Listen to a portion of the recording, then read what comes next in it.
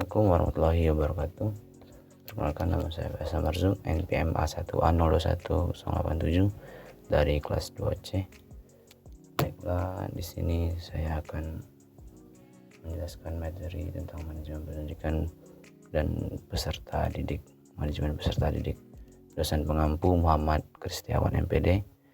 Yaitu yang pertama, pengertian manajemen peserta didik adalah: manajemen adalah suatu proses yang dilakukan agar suatu usaha dapat berjalan dengan baik, memerlukan perencanaan, pemikiran, pengarahan, dan pengaturan, serta mempergunakan atau mengikut sertakan semua potensi yang ada, baik personal maupun material, secara efektif dan efisien.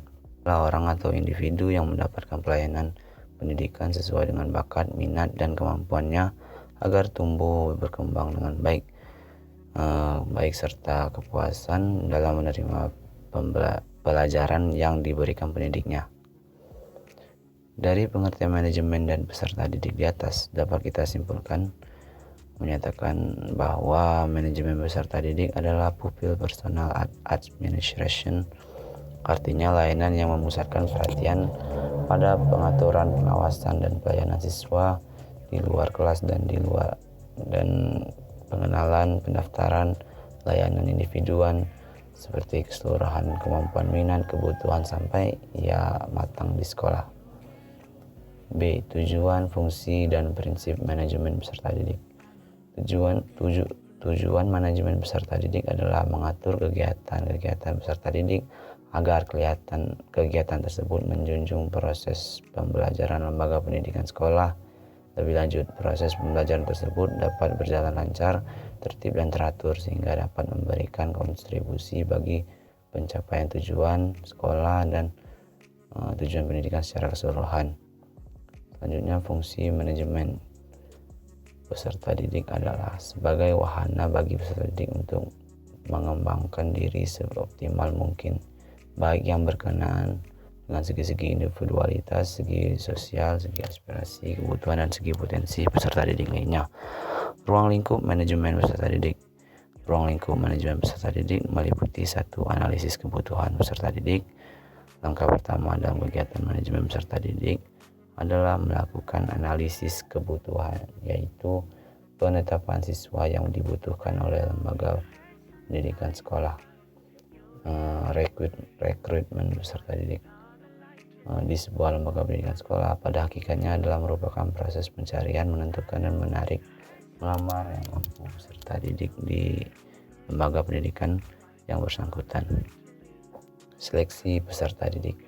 Seleksi peserta didik adalah kegiatan pemilihan calon peserta didik untuk menentukan diterima atau tidaknya calon peserta didik dalam menjadi peserta di lembaga pendidikan tersebut berdasarkan ketentuan yang berlaku. Pembinaan dan pengembangan peserta didik.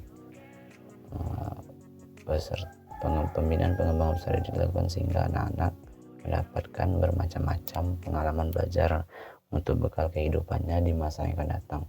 Lembaga pendidikan dalam pembinaan dan pengembangan peserta didik biasanya melakukan kegiatan yang disebut dengan kegiatan ekstrakurikuler dan kegiatan kurikuler penempatan peserta didik. Menurut William A. Jigger, dalam kelompok studi berdasarkan fungsi integrasi, yaitu melakukan kesamaan pada peserta didik. Fungsi perbedaan, yaitu peserta didik didasarkan pada perbedaan yang ada di dalam individu peserta didik. Bakat, minat, kemampuan sebagai pembuktian hasil pengajaran peserta didik bersifat individual. Pencatatan dan pelaporan. Kegiatan pencatatan dan pelaporan dimulai sejak peserta didik diterima di sekolah sampai mereka tamat. Pencatatan tentang kondisi peserta didik perlu dilakukan agar pihak lembaga dapat memberikan bimbingan yang optimal kepada peserta didik. Sedangkan pelaporan dilakukan sebagai wujud tanggung jawab lembaga agar pihak-pihak terkait dapat mengetahui perkembangan peserta didik di lembaga tersebut. Tujuan manajemen peserta didik. Tujuan umum manajemen peserta didik adalah mengatur kegiatan-kegiatan peserta didik agar kegiatan-kegiatan tersebut menunjang proses pembelajaran lembaga pendidikan lebih lanjut. Proses pembelajaran di lembaga tersebut dapat berjalan lancar, tertib, dan teratur sehingga dapat memberikan kontribusi bagi pencapaian tujuan sekolah dan tujuan peserta pendidikan secara keseluruhan. Kelulusan dan alumni. Proses kelulusan adalah paling akhir di manajemen peserta didik. Kelulusan adalah pernyataan bagi lembaga peserta didik tentang telah diselesaikannya program pendidikan yang harus diikuti peserta didik. Kemudian fungsi manajemen peserta didik. Fungsi manajemen peserta didik dilakukan secara umum bagi peserta didik untuk mengembangkan diri seoptimal mungkin, baik yang berkenaan dengan segi individualitasnya, aspirasi, dan segi-segi potensi peserta didik yang dicapai. Prinsip-prinsip manajemen peserta didik. Ada beberapa prinsip pendidikan, antara lain yaitu mengembangkan program manajemen pendidikan ke peserta didikan, penyelenggara harus mengacu pada peraturan program yang dilaksanakan. Oke, baiklah, sekian dari saya untuk manajemen dan peserta didik. Terima kasih, lebih dan kurangnya mohon maaf. Wassalamualaikum warahmatullahi wabarakatuh.